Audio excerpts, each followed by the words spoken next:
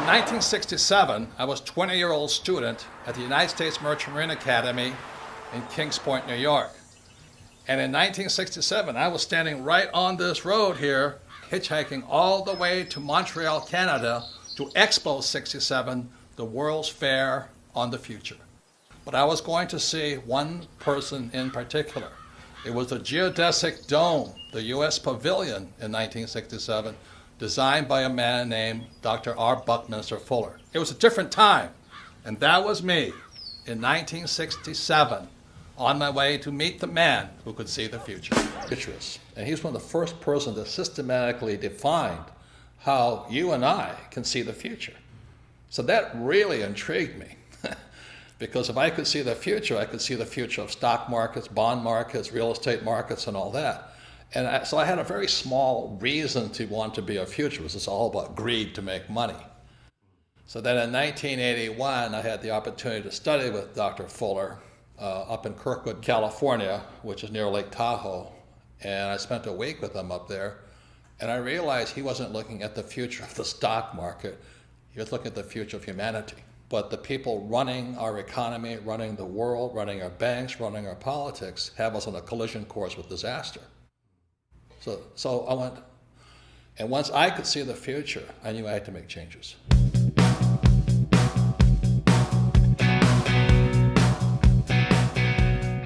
I was in rock and roll.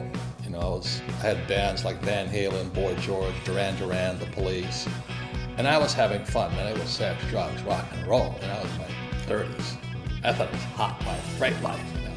Then I met Fuller, and then I changed. You know, there's more to my life than just making money and selling hats, wallets, bags, t-shirts, and, you know, sex, drugs, rock and roll. And so after 1981, I started studying with him more earnestly. I studied his books more, especially his book, Critical Path. I started applying what Fuller's teachings, how to predict the future, to the markets, because that's my interest. That's my Rich Dad and Bucky Fuller, that's where they come in line. They say the same thing. The markets are manipulated.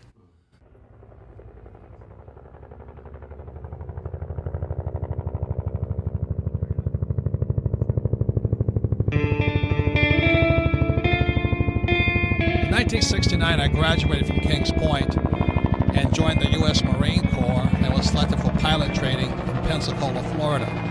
In 1972, I was flying helicopter gunships in Vietnam. Also in 1972, my rich dad sent me a letter saying that President Nixon took the dollar off the gold standard in 1971. He said, be careful, the world was about to change. So in 1971 was when our wealth began to be stolen.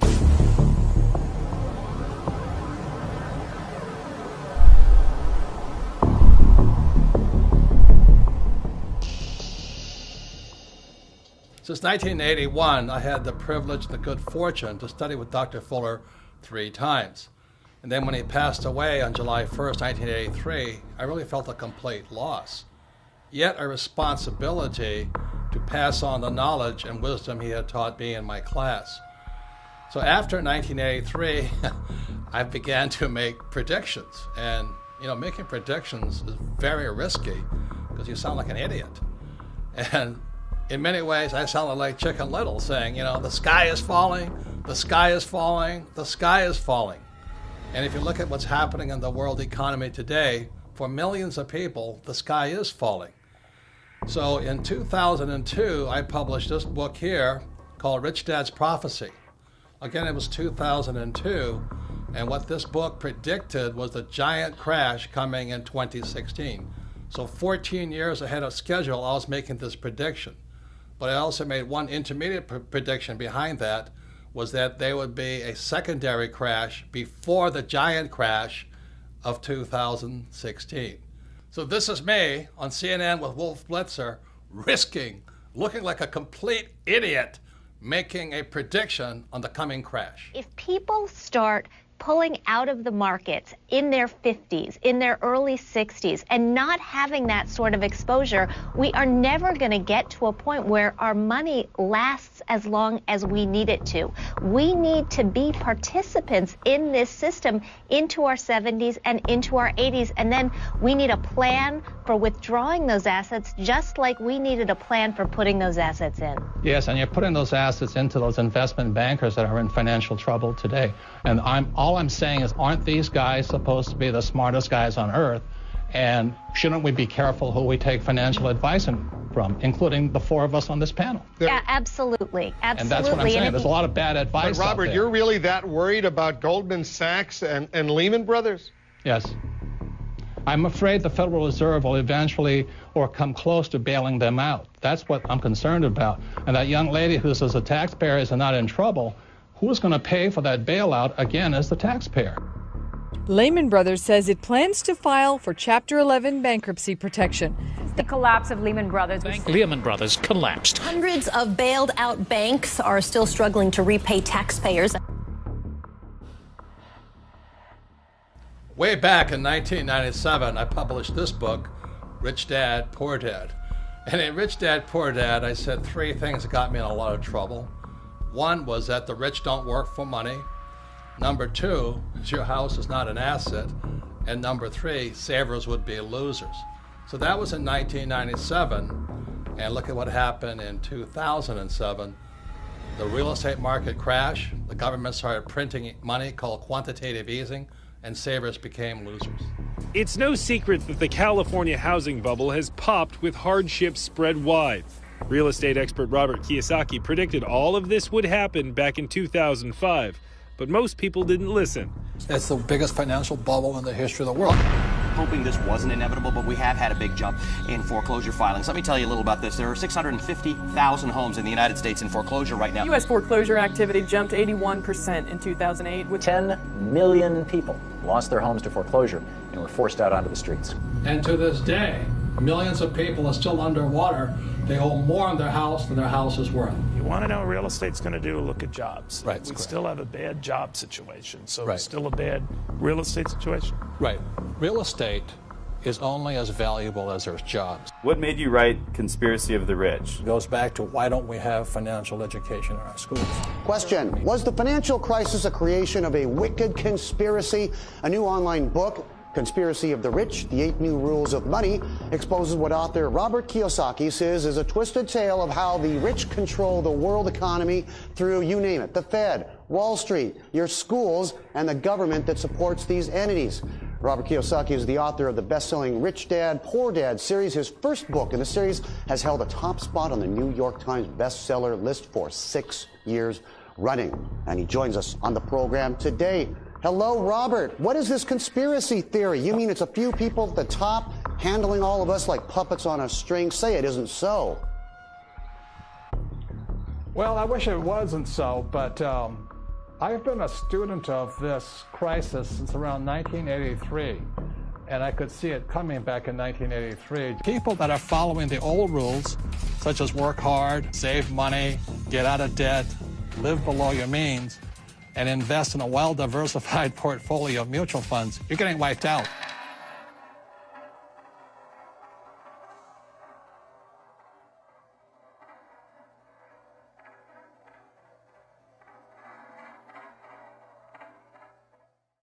So all coins have three sides. There is no such thing as a one-sided coin.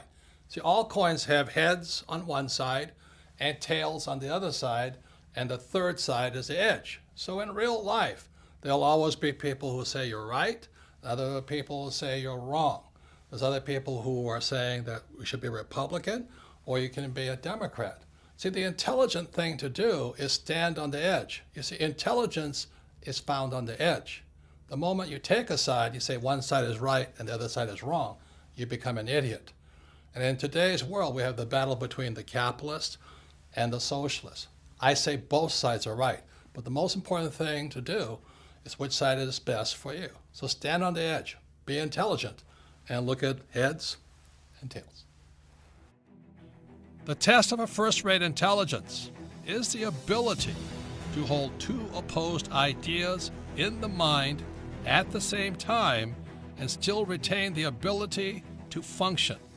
F. Scott Fitzgerald. On July 1st, 1983, I was driving down the highway in Honolulu, Hawaii, and it came over the radio futurist and genius Buckminster Fuller passed away today. And this overwhelming sense of, I had to pull over to the side of the road, all these cars whizzing by, and just cry. I've mentioned the WinStar project, and one of the gentlemen who's involved in the WinStar project is named Buckminster Fuller. He's a very, very dear friend of mine. I consider the genius of our times. And this is a song that I wrote for Bucky that's part of the new album that I'm out in L.A. recording. I suppose that there are those who'll say he had it easy, had it made in fact before. Because he was what they call the grandfather of the future. John Denver talked to him. He was our hope, that he was going to bring about a better world. And so when he died, the question goes, well, who's going to replace him? And thank God I always remember what Fuller said. He says, in 1927, when he was a complete screw-up, he lost his businesses and all this, he says, what can I do? I'm just a little guy. So as I'm sitting on the side of the road, just mourning the loss of what I thought was the man who was going to lead us out of this mess we're in, I realized he was not there anymore. Then I had to ask myself, what can I do? I'm just a little guy. And in '84, I sold my businesses, quit my job, met this beautiful woman named Kim. My friend Blair Singh and I, now Rich Dad Advisors, we all held hands and we took a leap of faith. Went in and said, I don't know what we can do, but we have to do something. And we were broke for years. But we just kept teaching and talking to people what Fuller says and teaching the same things my rich dad taught me of how you never need a paycheck again and how you can find financial freedom versus job security. That's how strong his love for you and me. A friend to all the universe, grandfather of the future, and everything that I would like to be. In 1983, after Fuller passed away, and I read his book, Grunch of Giants, Grunch standing for Gross Universal Cash Heist, I understood what both men were saying. Our wealth is being stolen via our money system. Man can do is change the world and make it new again. Don't you see what one man can do? So the thing I'm upset about is our school system doesn't teach us anything about money and how the ultra-rich are manipulating the system via printing money. They're ripping us off for our money system. So that's why, as I said, there's three sides to a coin. You have to decide which side you're on. You want to be on the poor and middle class side? Knock yourself out, have a good time. Work hard, pay taxes, and lose money. I want it to be on this side of the coin. The riskier side is the poor and middle class, because the state of the economy today, they're going to keep printing. We cannot survive this thing. The central banks will just keep printing money. And that's good for me because I'm going to make more money, but every time you print money, the poor and middle class get poorer. So that's why I wrote Second Chance. You have to decide where you want to be, I made my decision years ago. I don't want to be on the poor and middle class side.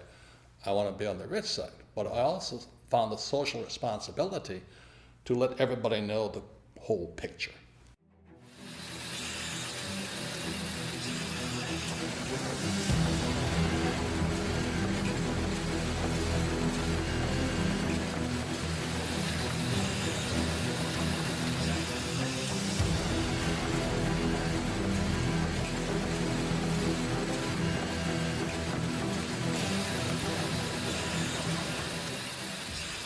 Fuller was not only a futurist, he was a scientist, a mathematician, some call an architect.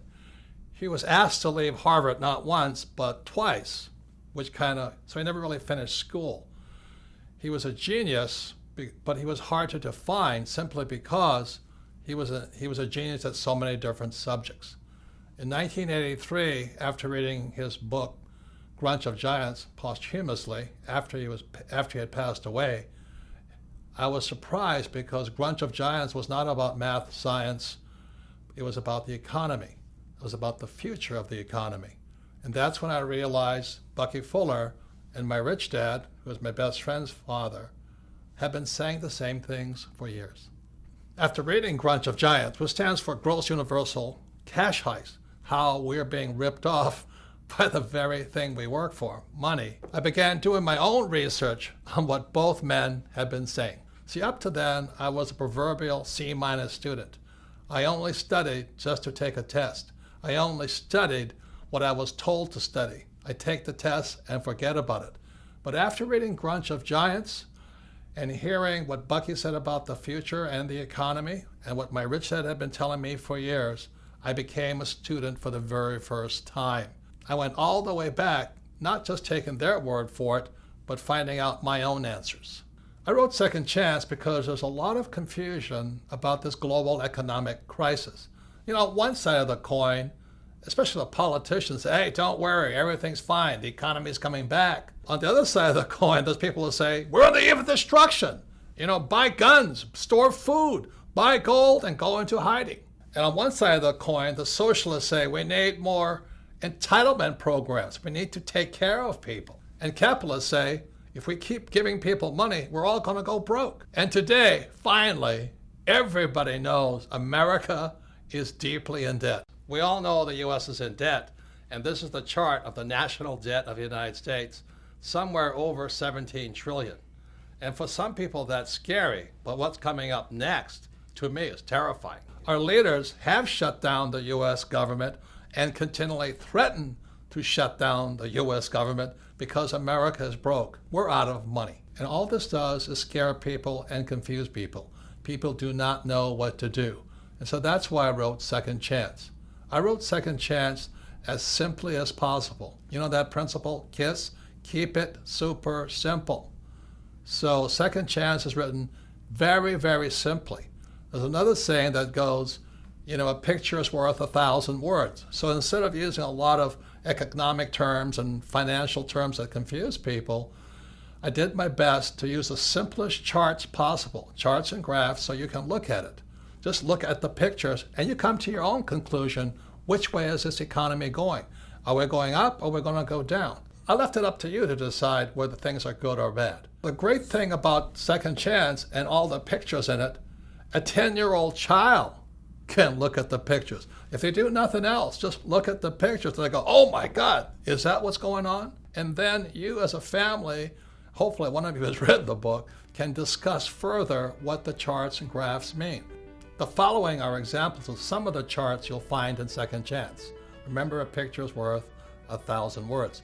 So this first graph is a picture of the purchasing power of the US dollar. You know, people say there's inflation. There really isn't inflation. What's really happening is the purchasing power of the dollar is going down. This makes life harder and harder on those who work for money. So in other words, the US dollar is worth less and less and less. The more the government prints money, the more worthless the US dollar becomes. The government says they won the war on poverty. Well, this chart says differently. Because the US is printing money, what you find out is harder and harder for the poor and lower middle class to earn what's called a living wage. In other words, they can't afford to live. They can't afford a house, they can't afford food, they can't afford transportation. And what this chart shows here is the increased use of food stamps. So while our government says poverty is going down, the reality is that use of food stamps is going up. This means the average American cannot afford to live. And add to this, high-income jobs are being outsourced to countries like China and Pakistan and India. So this is another reason for this next chart here. You'll see that the middle class in America is not growing. What this chart shows you is the middle class is shrinking. So to keep up with these global changes, millions, young as well as old, are going back to school for retraining, hoping to find that high-paying job. Unfortunately, these two charts tell a different story. The first chart here is you see the rising cost of a college education. And as you know, millions of people leave school, both young and old, saddled for a lifetime with student loan debt, the worst possible debt of all. Student loan debt is worse than a mortgage, credit card debt, or a car loan. Simply said, student loan debt is debt for life. That is inhumane. How dare we saddle our students with debt for the rest of their lives. It's criminal. So education is more important than ever before, but look at what happens to college graduates. Instead of their wages going up, this chart shows you that their wages are actually coming down. And even worse than all that, you graduate and you learn nothing about money. I mean, the question is, why would you go to school to make less money, come out of school deeply in debt, and learn nothing about money? Doesn't make sense to me. And this chart really concerns me. This is the chart on Social Security. If you look at this chart, you notice just around 2012, the Social Security Trust Fund goes bankrupt. It starts operating in the red. Simultaneously, in 2012, 10,000 baby boomers turn 65 every single day, just as the fund goes broke. How are we going to pay for this? You know, what's going to happen to these old guys? What's going to happen to my generation, the baby boomers? Will the baby boomers, the most affluent generation in history, soon become the baby busters? I'm concerned about my own generation. Worst of all, how are we going to pay for these old guys like me? You know, Medicare goes up, expenses go up. You know, life doesn't get cheaper when you get old. You know, it is estimated that Social Security, Medicare, and other entitlement programs is an off-balance sheet debt of $100 trillion to $250 trillion. Most people do not know how big that debt is. How are we going to pay for this? Print more money? Who is going to pay for this? You? Your kids? Your kids' grandkids? Who is going to pay for this? Are we just going to print more money? And this leads to the next thing that really concerns me. These next two charts shows you what happens when a country prints too much money. Again, as Bucky taught me, to see the future, look at the past. And what you see here is a chart of the German Weimar government between the years 1918 and 1923. The German government, to pay its bills, began printing and printing and printing and printing. So the German economy looked good because the economy was growing with all this printed money. But what happened was it eventually collapsed after 1923.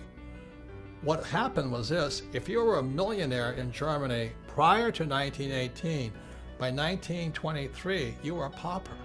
I'm afraid that's what's going to happen to millions across the world if the United States keeps printing money. So here's a chart of the United States today. It's called quantitative easing. You know, it just keeps going up.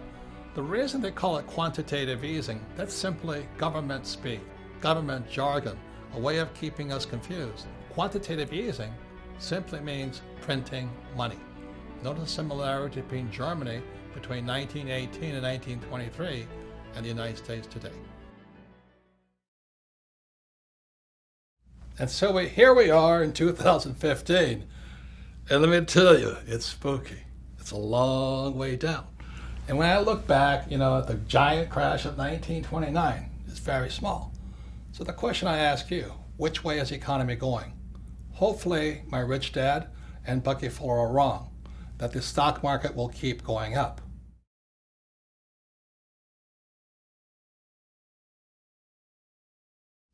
Looking for a savior, the German people elected Adolf Hitler Chancellor of all Germany in 1933.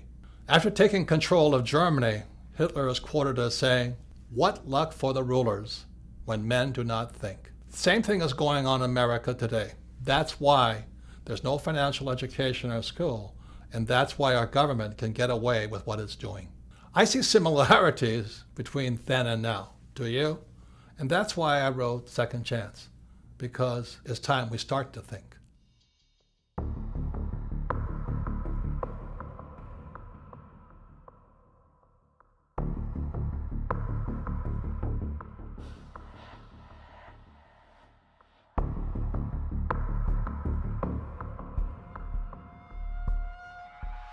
As I said in part one, in 1971, President Nixon took the dollar off the gold standard, and the dollar became debt, and the U.S. could now print money.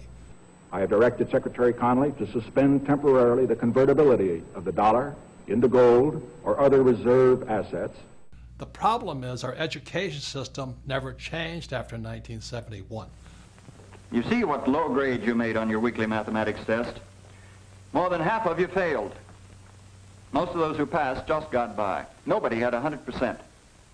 And now we have this gap between the rich and everybody else. And this is dangerous. The gap between the rich, poor, and middle class is too wide. And for the first time, the American dream is disappearing.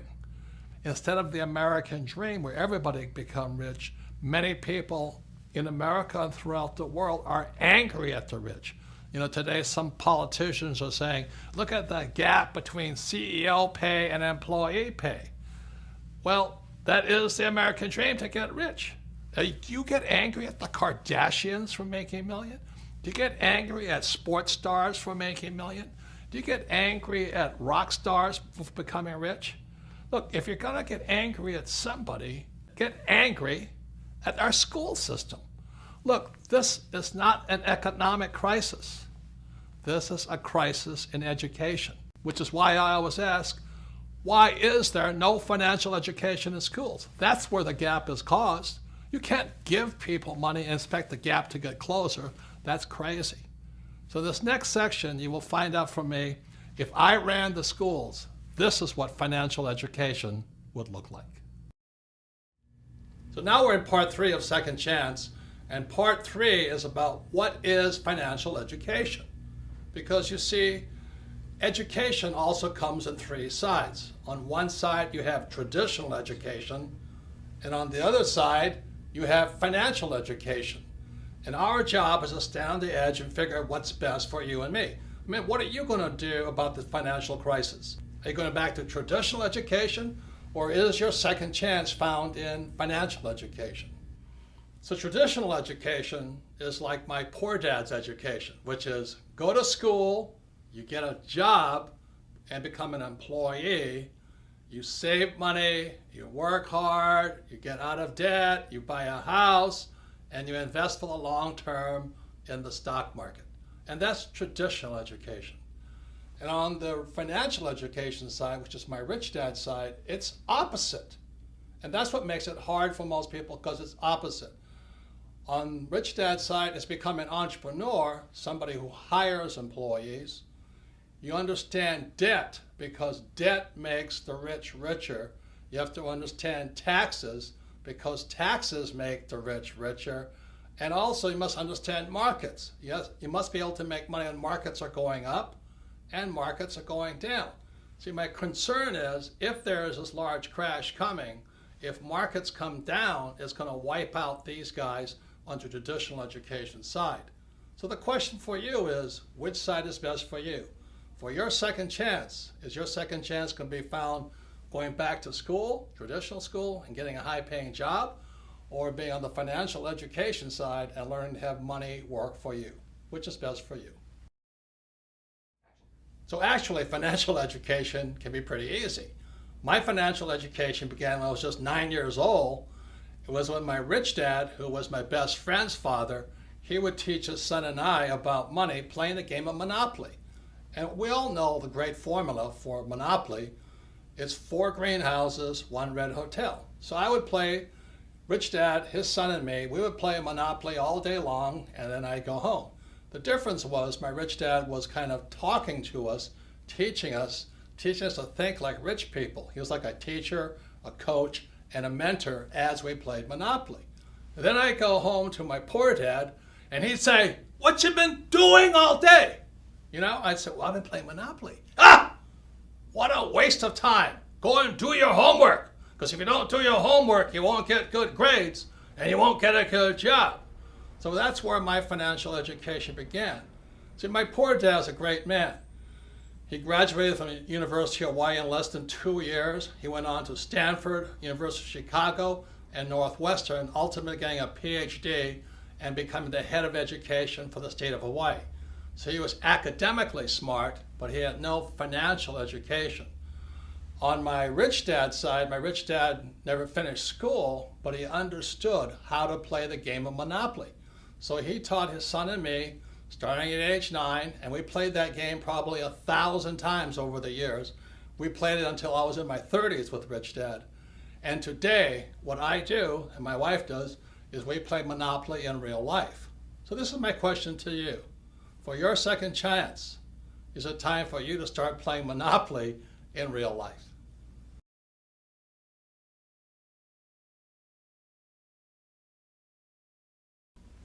So behind me is the cash flow quadrant. It is book number 2 in the Rich Dad series. And the cash flow quadrant is a very important book. And again, you're going to find out things are opposite. See, on one side of the quadrant, you have E and you have S. This is my poor dad side. E stands for employee. S stands for self-employed, small business, specialty, a specialist, or a star, like a movie star or golf pro. So we have E's and S's on one side. And on my rich dad side, you have B's, which stands for big business. These are the guys like Henry Ford, Mark Zuckerberg, Steve Jobs, Bill Gates. And I stands for investor, but just not any investor. This stands for professional investor. See, most people who invest on the E and the S side, they invest in 401ks, they invest in IRAs and Roth IRAs. These guys are passive investors. When we talk about investor, we're talking about proactive, professional investors. So on this side is my poor dad side, E's and S's, and on this side are B's and I's, and this is my rich dad. So when I was a young man, I had to decide which side was best for me, E or S, B or I.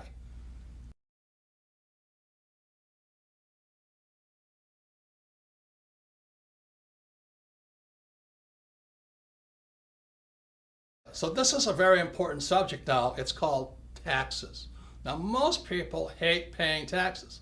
So let me ask you this question. You have E's, S's, B's, and I's. Who pays the most taxes? Okay, so on the E's, and this is true throughout the world, it's about 40%. So if you're an employee, a major part of your paycheck goes to pay taxes. And that's how your wealth is being stolen. If you're an S, which is self-employed, movie star, or a specialist like an accountant, attorney, or a doctor, you pay 60% and higher. So the E's and S's pay the highest taxes possible, and these are the people who went to school and they're told to work hard for money. On the B and I side, which is the rich, the B's pay 20% in taxes. They pay much less, and the I's, the professional investor, pays as little as 0% in taxes. So some of you are saying this is not fair. And I can understand that because most people are on this side looking at this side. But let me just say this to you. Tax laws are fair. You see, tax laws don't care if you're rich or poor. You can be rich or poor and still pay 0 taxes. You can be rich or poor and pay 20% in taxes. See, what is not fair is the lack of financial education in our schools. So these people on this side have no idea how these guys are making a much more money and paying a lot less in taxes. So let me just say this. For those of you who have read Rich Dad, Poor Dad, or if you haven't, look at Rich Dad, Poor Dad one more time. Lesson number 1 from my rich dad was this: the rich do not work for money. See, these guys here on the E and the S side, they work very hard for money, and they pay the highest taxes. What Rich Dad said on the B side, you should have people work for you, so you pay less taxes. And the I side, your money works hard for you. Other people's money works hard for you, so that's why you pay less in taxes. And that's what financial education should include. You must know the difference between why some people pay a lot of taxes and why others pay very little. So my question for you is this: which side of the quadrant is best for you for your second chance? Second Chance is an in-depth learning package, primarily for people who want to know more about the B side and the I side. And if you see this bug back here, this is called the Rich Dad Radio bug, because you are who you hang out with. If you're an idiot, you hang out with idiots. And if you're a crook, you hang out with crooks. And if you're a rich person, you hang out with rich people. So the Rich Dad Radio bug here means you can learn more if you want to learn more from people who are really doing the real thing. You see, the reason most people struggle financially is they take financial advice from salespeople. They're called, stockbrokers, real estate brokers, and insurance brokers or financial planners. As my rich dad said, the reason they're called brokers is because they're broker than you. They need your money. So when you see this bug here, it's called the Rich Dad Radio, and it's in Second Chance, and you can listen in. You can drop in on conversations between really successful so-called rich people who are doing the real thing on the B and the I side. For example, if you want to learn more about how the rich pay less in taxes, the Rich Dad Radio Bug has a conversation with my tax advisor, Tom Wheelwright. If you want to learn how debt makes the investor richer, listen in on that conversation. They're about 45 minutes long. They're just great information packets. You just drop in and listen to what rich people are really saying. And for those of you who have young people, we have my friends Donald Trump Jr. and Eric Trump, sons of Donald Trump the Great, and they talk about how their dad did not spoil them, but trained them to be entrepreneurs, not employees. So this Rich Dad Radio Bug is part of your in-depth learning package included in the book Second Chance. Remember, you are who you hang out with. Birds of a feather do flock together. So in 1994, Kim was financially free. She was only 37 years old, and I was 47 years old. So people kept asking us, how did you guys do it? And so we told them we just played Monopoly in real life, but that didn't satisfy them. So by 1996, Kim and I developed the cash flow board game, as you see behind here. And many people say the cash flow board game is Monopoly on steroids. As I said, my financial education began when I was 9, playing Monopoly with my rich dad. So let me give you some of the opposites that found on the cash flow board game. This is one big opposite. In the middle of the game, you see this thing called the rat race. That's where most E's and S's wind up. They go to school, they get a job, or they become a doctor or a lawyer, and they wind up in that rat race, working really hard, paying a lot of taxes, giving their money to the government, giving them money to Wall Street via their 401k or IRA, and they just spin that little rat race. But that's not what the rich do. So those on the B and the I side, they invest in what's called the fast track. Again, everything is opposite. You can either run your life inside the little rat race, or you can be a B and the I on the fast track. Everything is opposite. There are a number of other things that make the cash flow board game Monopoly on steroids. One big reason is cash flow is the only game that encourages you to use debt to become rich. Now I know some of you are going, oh, I'm so afraid of debt. And you should be, because you have to learn how to use it. Debt is dangerous if not well used. So cash flow actually encourages you to use debt, but this is the best thing. You use debt with play money. If you make a mistake, it's only play money. Try doing that in real life. You make a bad mistake with debt, and you're wiped out.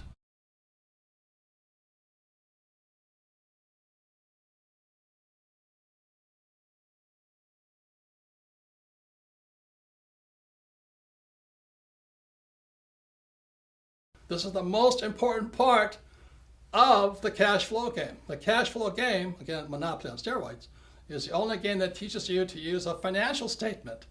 Now, 99.9% of all kids leaving high school have no idea what a financial statement is. Can you imagine that? You see, on my poor dad's side, the E and the S side, my poor dad says, oh, you have to have good grades. So when you're in school, your report card is A, B, C, D, and F. So my rich dad on this side said, on the B and the I side, your report card is called a financial statement. So many people leave school thinking their report card's the most important thing. They have a 4.0 or 2.0. Who cares? What really counts is your financial statement. Now, if I was to grade our political leaders on their financial intelligence, I would give them an F. That's all the politicians, from the president on down. They should be fired for running the economy into the ground. And what about all the bankers who really cheated a lot of people? They should get an F. They're the people that actually tell you to invest for the long term in savings and in the mutual funds. They should get an F for bad information. And what about the school system? Now, I'm not blaming the teachers, but the academic system of America, if they have a financial report card, I'd give them an F also, because they're failing to educate people and prepare young people for the real world. Remember, the banker wants to see your financial statement. But the people on this side, they're still living in the past. Oh, I'm an A student. I have a 4.0 average. Well, your banker doesn't care. Your banker wants to see your financial statement because your financial statement is your report card when you leave school. But if 99% of high school kids have no idea what a financial statement is, no wonder we're in economic trouble. Couple more things. When you look at the financial statement, you'll see over here it says income. E's and S's always want, oh, I want a high-paying job. I want a high-paying job. They want income. What makes the rich richer is they focus on the asset column. It's the asset column that makes the rich richer. So the beauty of playing the cash flow game as many times as possible, it's like the fundamentals. It's training you to think like a rich person and think about acquiring assets, not high-paying jobs, which are taxed. So this is some of the most important things about the cash flow game, is your focus will be on assets, not income. And it'll train you to think like a rich person, not a poor middle class person who wants a high-paying job. So this is the power found inside the cash flow game. Kim and I designed this game in 1996 to have people teach people. I'm telling you, this works. This is what Kim and I did to retire in less than 10 years because we focus on assets, not a high-paying job. And the cash flow game can do the same thing for you to train you to think like a rich person, not like a poor middle-class person looking for a high-paying job. For those of you who are considering a second chance in the B quadrant or the I quadrant, I'd like to introduce you to my sweetheart Kim, because the B quadrant and I quadrant is not for everybody. But this is my sweetheart. The smartest decision I've ever made was getting married to Kim. It's a blessing, almost 30 years now. Almost 30 years. And when I met Kim, she was an employee in an advertising agency. But what I was most impressed was you were going for the B quadrant. Yes. And you had a little network marketing business. Yeah, I knew very early on I did not want to be an employee. I didn't really know what the options were because I was always around employees growing up. But I got introduced to network marketing while I was working in advertising. And I thought this would be a good idea for me to start to learn what it is to be a business owner. So I got set up with this network marketing company. I was representative, and it was a great, great, great learning experience for me into what it takes to be an entrepreneur, because if I didn't make the sale, I didn't get any money. And I had to get very creative on how I was going to sell because, of course, like most network marketing, you go to your family and friends, and that runs out pretty fast. So then you've got to go find new customers. So I would set up my little salons at fitness clubs and different places throughout Honolulu, and I would continue to sell. And I'd also learn how to sell and what worked and what didn't work. But it was probably one of the best business trainings I could have had early on. And you had to teach other people how to sell in a role too. Exactly. Yep. You had to teach others. You had to learn about leadership. So network marketing for me was a great way for me to discover if I wanted to become an entrepreneur. And so when I met her 30-something years ago, I said, man, she's got beauty, she's got brains, and she loves business. I do love business. And we've become business partners for 30 years now. I wouldn't be here without her today. And she and I developed the cash flow board game. For those of you who want to find out if you want to be a professional investor versus a passive investor, if you're tired of 401ks and IRAs and Roths and all that other stuff, that's what we developed the cash flow game for. Yes, and so we developed the cash flow board game basically to teach people what it was Robert and I did to become financially free. Yes, so we recommend network marketing if you want to move into the B quadrant, and for those interested in becoming professional investors, check out the cash flow board game. So I actually have a business degree, a college degree in business, but I have to say, getting into network marketing, I learned more about what it takes to be an entrepreneur than I ever learned in my 4 years of college. So once again, education is more important than before, but as you can see, there's different types of education. There's traditional education on one side and financial education on the other side. Well, the same is true with learning. There's more than one side. And back in 1969, educational psychologist Dr. Edward Dale, again in 1969, created this thing here called the cone of learning. And on the cone of learning, you'll find out there's more than one way to learn. When we look at the bottom of the cone here, what you'll find, there's two ways of learning. There's reading and then listening to words or listening to lecture. This is my poor dad's way of learning. To me as a kid, it was boring, boring, boring.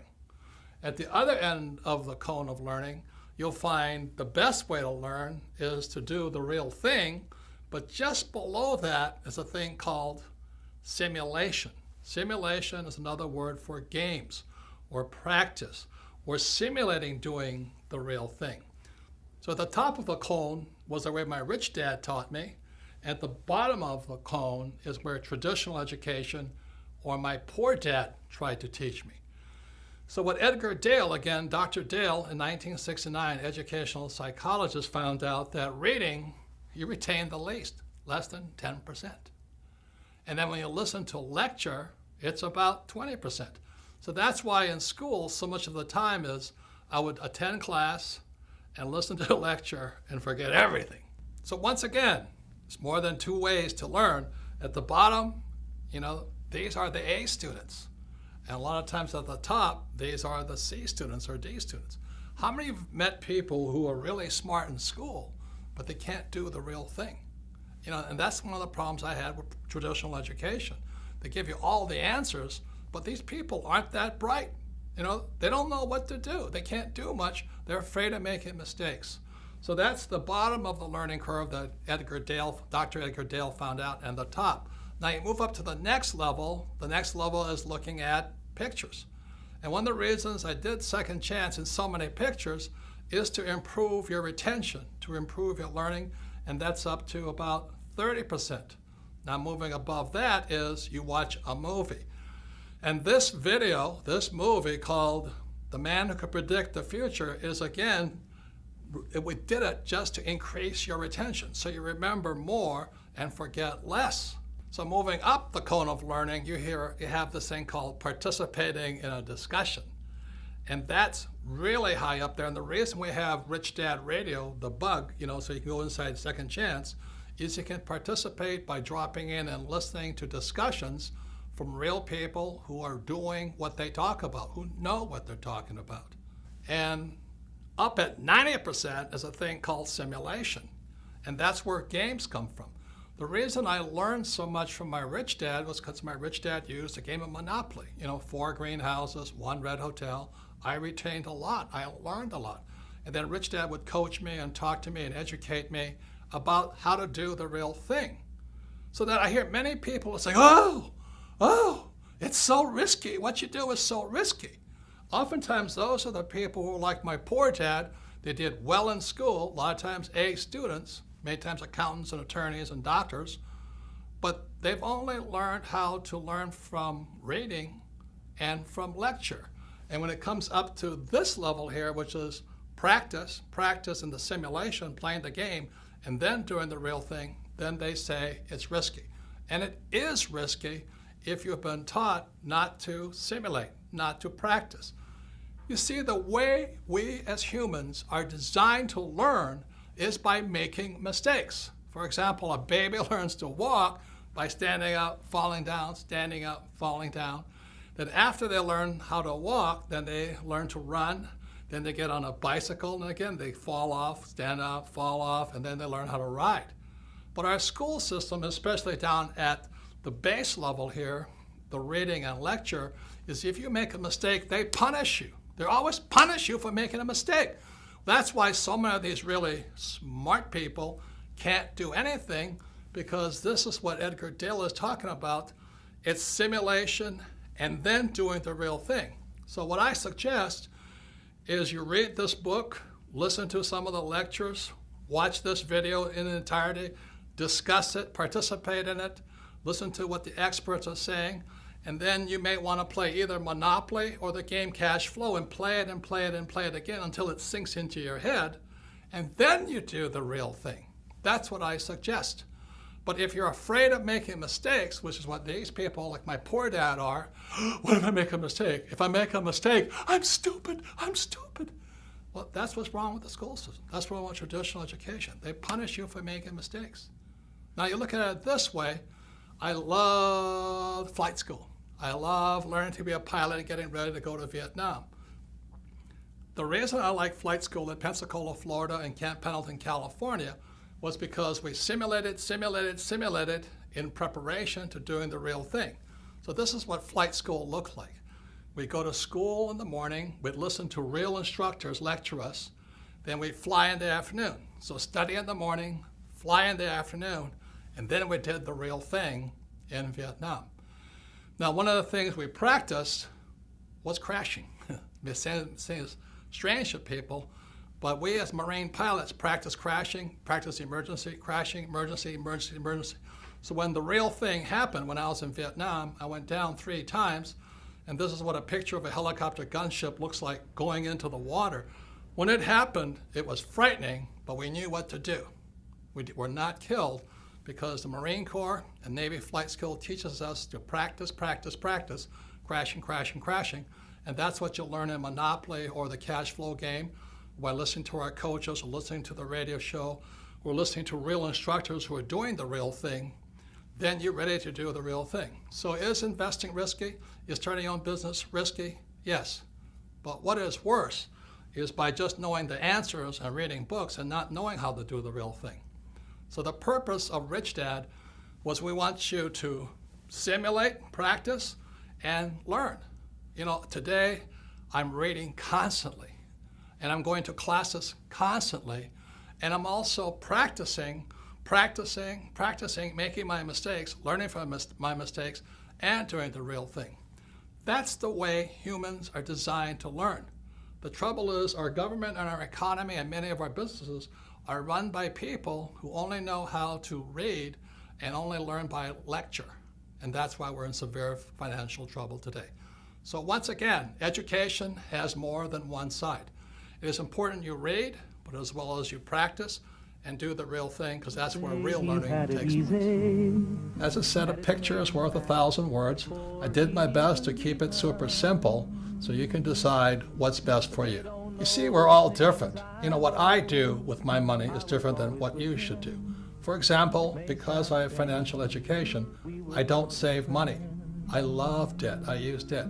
I understand the tax law, and I don't invest for the long term in a 401k in the stock market. I won't do that, but it might be the best move for you. So again, when you read Second Chance, you can sit there and look at it and go, well, what's next for me? Since most people have no financial education in our schools, most people have to wait to be told what to do. Second Chance gives you the opportunity to decide what's best for you. What one man can do. So in 1983, after Dr. Fuller passed away, I had to ask myself, what can I do? I'm just a little guy. But then I realized what I could do is teach the world what my rich dad taught me. So my question to you is, what can you do? Don't you see what one man can do? As shaded as his eyes might be, that's how bright his mind is. That's how strong his love for you and me. A friend to all. As we all know, 2016 will soon be upon us. We have about 1.5 years to find out if Rich Dad's prophecy and Bucky Fuller's predictions will come true. Let's hope they were wrong. Yet as you all know, if you saw in part 1 on CNN with Wolf Blitzer and Bloomberg and other TV stations, I did get it right. As predicted in Rich Dad's prophecy, there would be a preliminary crash prior to the giant crash of 2016. And that preliminary crash came in October 2007 when the Dow hit 14,000 and headed down and led to the crash and economic crisis we are in today. The crash of 2007 was a warning. It was meaning, get prepared. Unfortunately, Grunch is not making any changes, but the good news is you can. So that's why I wrote Second Chance. There are things that you can do to not be a victim of the coming giant crash, whether it comes in 2016 or a few years later. But it is coming. See, crashes can be good because crashes, like a coin, has 3 sides. You know, you can stand on the edge and look and say, well, which side of this crash do I want to be on?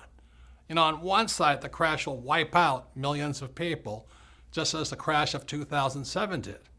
On the other side, you can look at what the smart people are doing, is you can say, oh my God, this is my chance to make tremendous headway. I can get rich instead of get wiped out like everybody else. So again, a crash has three sides.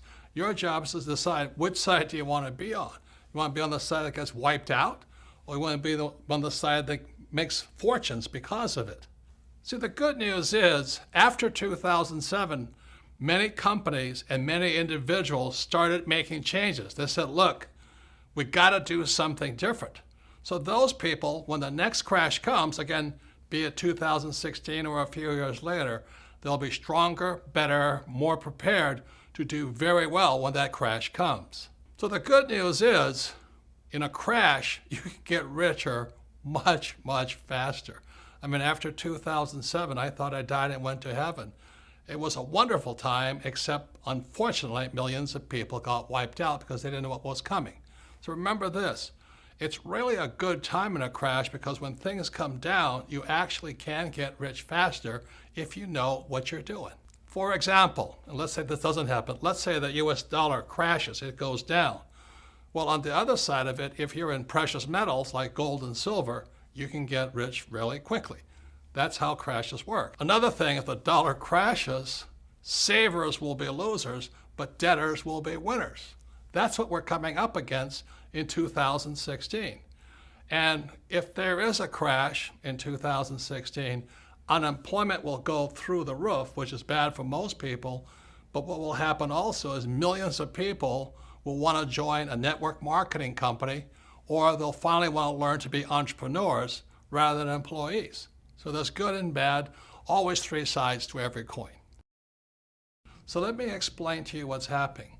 On page 319 in Second Chance, you will find out why savers are losers. But let me add another layer of expertise to you. So let me get my flip chart and I'll explain to you why savers are losers today.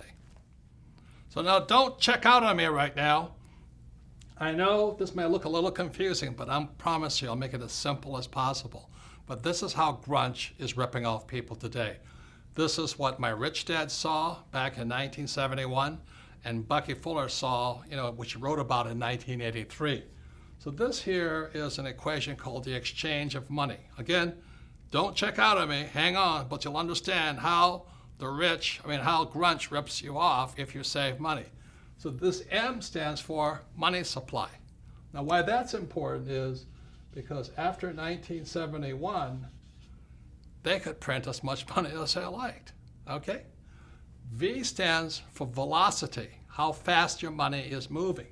So people who save money and people who invest for the long term, ILT, their money has no velocity. That's why savers are losing. They're printing all this money and your money is sitting still. Now what the banks have to do is they have to give the money to people like me who are in the B and I quadrant. These are the E's and S's. These are the B's and I's. So your money is not moving. They really do not need your money. What they need are people like me to borrow money, because the only way the bank makes money is they give money to me, I borrow it, and I pay them a little bit of interest. So this is amount of money, money supply, this is velocity of money, and after 1971, they didn't need your money. Now, this equation is really important here. It's P times Q, sometimes called price and quantity. In other words, they call this nominal GDP. The reason Fuller and my rich dad could say you're getting ripped off is because this now in America is moving to China, Pakistan, India, Africa, Mexico. In other words, our production is being moved overseas. You remember when I was a kid, Ford Motor Company had human beings, making cars. Today, they're robots making cars. They don't need you. And where are those robots made? Those robots are not made in America. They're made in China, Pakistan, India, Mexico, which is good for those countries. God bless them. But unfortunately, every time you want more money, P stands for price. The big corporations like Nike, like Apple, like General Electric, they just move the jobs offshore. So that's what's really wiping out people today, is that you want more money, they're going to move offshore. And that's what's really killing people today. So if you don't understand this, don't worry. Part of it is inside Second Chance. But this is the equation. After 1971, they don't need your money anymore. That's why they don't pay any money for your savings. They don't need it. But they do need people like me who can use debt. And what the grunge is here is they're just the big corporations. They're not really U.S. corporations. You know, that you think Apple is a U.S. corporation? It's not. You think General Electric's a U.S. corporation? It's not. You think Nike is a U.S. corporation? It's not. So you sit there waving the American flag, but our jobs and our factories are going overseas.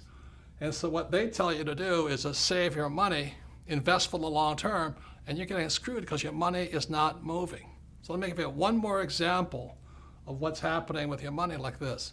Let's say I had a restaurant, and in a night, I serve one setting of tables. One set of customers come in. I make X amount of money. But what velocity means, you want to serve 2 sets of people, 3 sets of people. And that's what velocity means. If your money is parked in a savings account or in a long-term, investing for the long term, you're getting screwed. You're getting screwed because your money is not moving. There's no velocity. So on page 319 in Second Chance, I write about what I do. I'm not recommending that you do it, but what financial education allows me to do is I keep my money, but it's not really my money, it's your money moving. And that's one reason the rich are getting richer. And again, this is how Fuller and Rich Dad could predict that your wealth was being ripped off by the biggest banks, our corporations, and our school system. So this is the thing called the velocity of money. Your money is not moving, that's why you're being ripped off, because they keep printing more of it. And if the stock market crash, the people who don't move their money get wiped out. So if you don't understand this, don't worry. 99.99% of the people don't. In fact, the economist in my economics class who taught me, they didn't understand it either. They don't understand this because most economists, they save money and they have a retirement account. They have to be an investor, a B or an I, to understand this.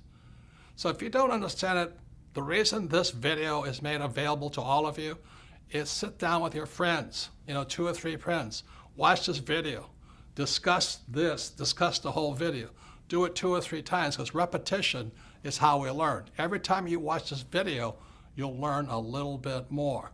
So if you don't understand this, don't worry about it because the economist who taught me this when I was in business school, he didn't understand it either because he saved his money and he invested for the long term in the stock market. And what the rich are doing is to keep the speed of their money, the velocity of their money up. Please discuss a number of times and you'll see a whole nother world. So the people that pay the highest taxes, again, are employees in the E quadrant, self-employed in the S quadrant, savers, and employees with 401ks. These are just examples of the ways grunge rips us off, steals our wealth, just because we have no financial education in our schools. That's criminal. If Fuller's predictions are true, the next 20 years will not be like the past 20 years. So for those of you who think your job is safe, think again. For those of you who think your savings are safe, think again. And for those of you who think your college education will save you, think again. The next 20 years will be unlike anything like the past 20 years. So be prepared.